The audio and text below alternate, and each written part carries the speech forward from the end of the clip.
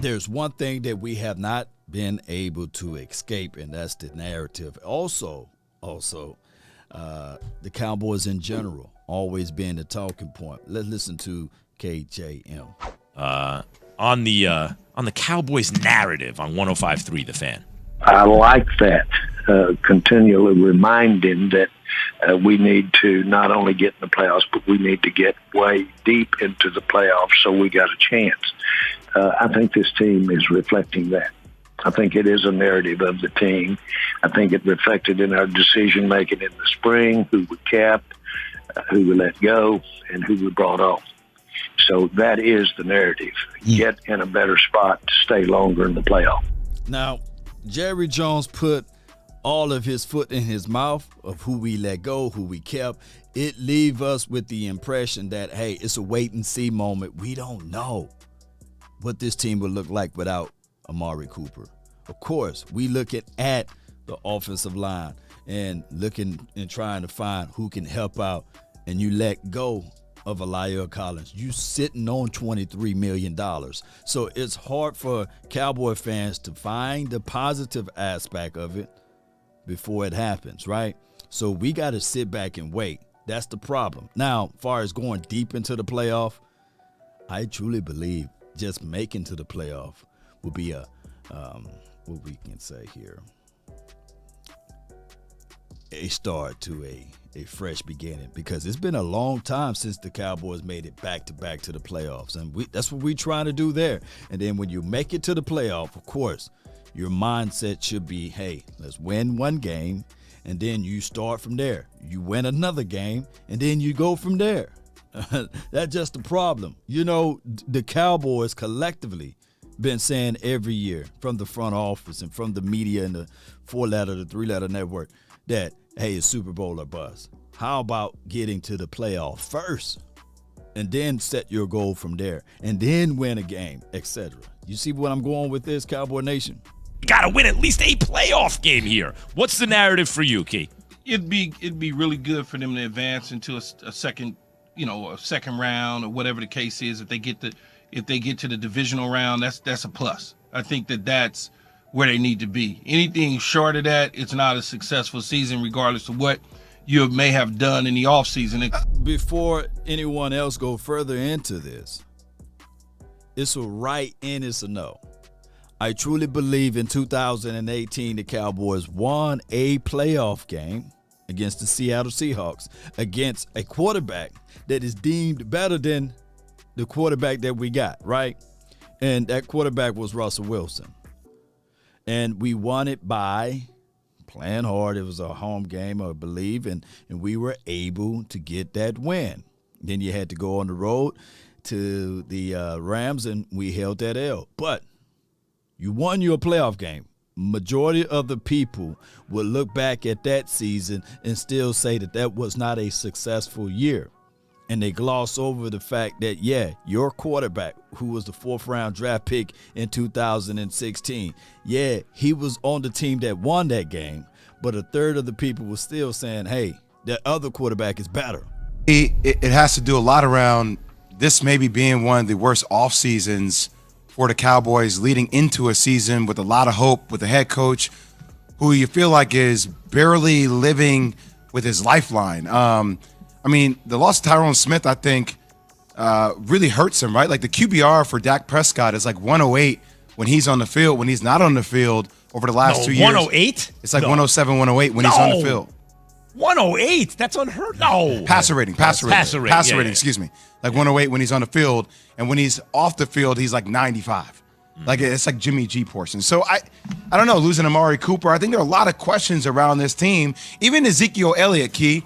Like I get that everything's going to run through Zeke, but time has just been proven that it feels like he's been injury prone more and more and more. Like what makes us think, seeing the history of the running backs over the last 5 years with Christian McCaffrey and Saquon Barkley, Derrick Henry even last year, that a guy like him with that size and frame is actually going to be able to survive? All right, so I do agree that running backs, the typical age of a running back is 3 to 4 years, right? And then after that, they tend to fall off, and there are only a small group of running backs that continue to keep that same energy beyond 4 and 5 years. But here's the thing. When he talked about Tyron, not Tyrone, but Tyron Smith, Dak Prescott also is 6-3 without him. So I get it. The Cowboys, the everybody around the world saying that Tyron Smith, hey, Dak Prescott plays better with him on the field. Granted, yeah, Tyron Smith is no one to sneeze at. Nevertheless, at some point, you got to move on, and I truly believe that the Cowboys should be doing that for the 2022 season and not holding on to him, selling us hope that, hey, he's going to be back in December, man. Y'all just pump the brakes, But it's time to move on, start your new chapter, understand and know that, hey, Tyron Smith, unbelievable talent, just can't stay healthy. You just can't depend on him. I don't think you could count on Tyron Smith to play. Like, you can't. It's foolish to think, oh, yeah, he's going to play a full season, because he never does, right? But he's really good when he's on the field, but that's one of the downsides. And the line has eroded. The offensive line has eroded over the last several years. They've just started to replenish it in a serious way. But the way they built it, 4 out of 5 years, their first round pick went to the O-line. Mm-hmm. And now you add to that, the receiving room won't quite be the same. Mike McCarthy has won a Super Bowl, and I wouldn't say he's an incompetent head coach, but I would not consider him an elite head coach either, which goes to the point where Jerry Jones will only hire people where they don't take away his shine, right? And then when I hear they want to run the offense through Zeke as a Giants fan, I'm like, great. Zeke at this point in his career behind a decent offensive line versus Dak, great, run it through Zeke. He's the lesser player. Well, the Cowboys are when they attempt to run the ball more, and this could be, if you look into these games, they're 30-0 when they rush the ball for more than 27 to 28 times. And, of course, you can comb through this and comb through that. The magical number for me with this team and this offense, 25 to 26 attempts. Far as running the ball with both running backs. I don't care how you split it. You can even throw Rico in there. You can throw some Tony Pollard, some mixtures in there. But what I'm trying to tell you guys, run the ball. He can laugh and scoff at everything. I still want Dak Prescott to throw the ball, of course. But I don't want Dak Prescott to throw the ball 35 to 40 times. I want this offense to get behind this offensive line, regardless of what you say about this and that. Tyler Smith, there's nobody. Tyler Smith, I'm talking about Tyler, not Tyron. Tyler Smith. There's nobody in this past draft that had a higher run block grade than he had last season. So, and I know that's college going to the pros, but I know for sure, get in front of somebody, and of course, yeah, he liked to hold on to some cloth, but put into the mindset of the young kid. Hey, let's bulldoze over some things. Let's get behind this running game.